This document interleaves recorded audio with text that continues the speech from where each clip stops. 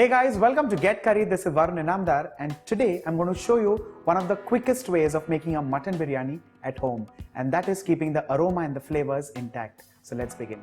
For this, I'm taking long grained or basmati rice, which I have soaked for 20 minutes in lukewarm water.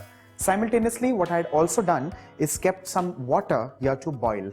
The first thing is to flavor the water with some salt.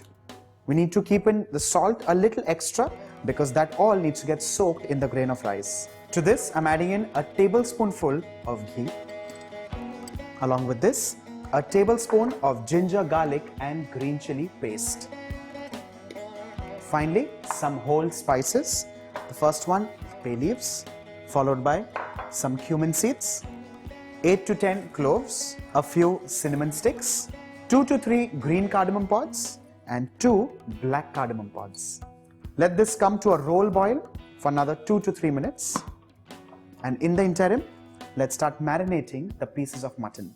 For this, I'm using a kilo of tender meat, to which I'm adding in a cupful of yogurt, a cupful of fried onions, 1/4 cup of mint leaves, 1/4 cup of coriander leaves, 2 tablespoons of ginger, garlic and green chili paste,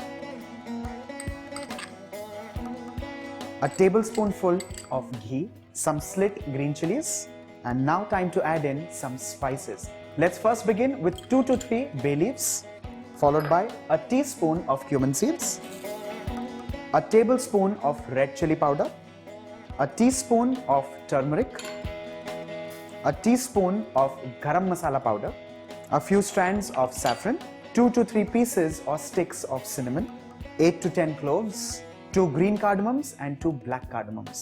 Before mixing this, let's quickly have a look at the water which is boiling. Let's add in the soaked rice. This now needs to boil on high flame for a minimum of 12 minutes. Let's mix the pieces of mutton.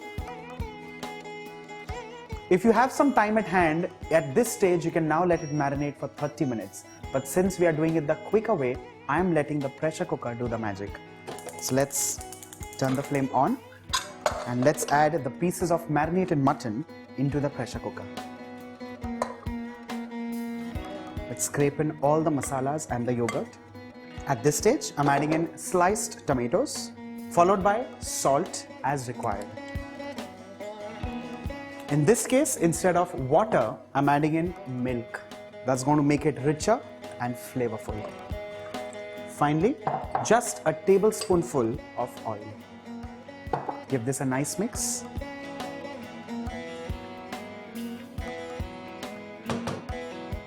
And allow this to cook under pressure for 4 whistles.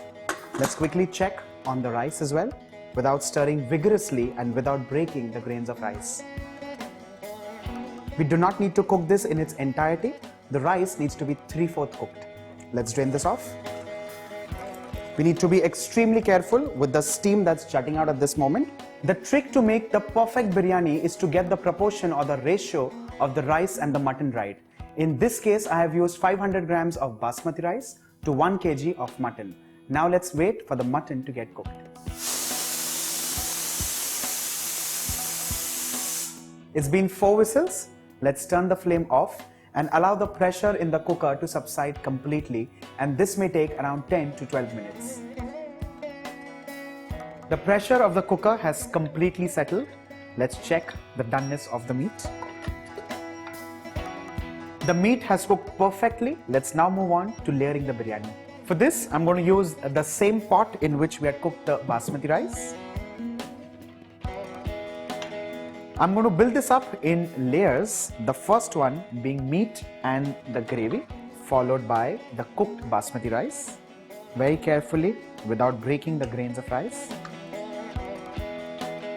Make sure you do not press the gravy or the rice at this stage. Let's add in some ghee, followed by fried onion, along with chopped coriander leaves. Let's repeat the layers, starting with meat.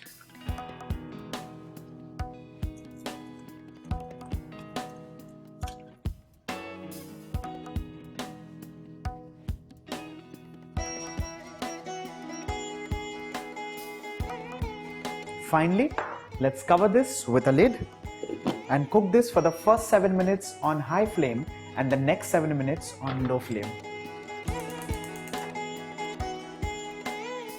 It's been 14 minutes now and the mutton biryani is screaming for attention. So let's turn the flame off and let's begin serving.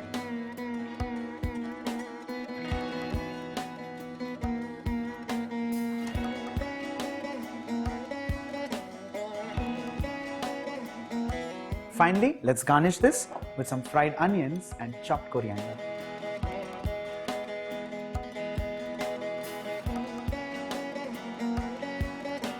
So while a traditional mutton biryani has its own charm, it's now time to say hello to this quickest biryani in town. Let everyone across the world benefit from this recipe. So all you have to do is like and share the video and subscribe to Get Curried.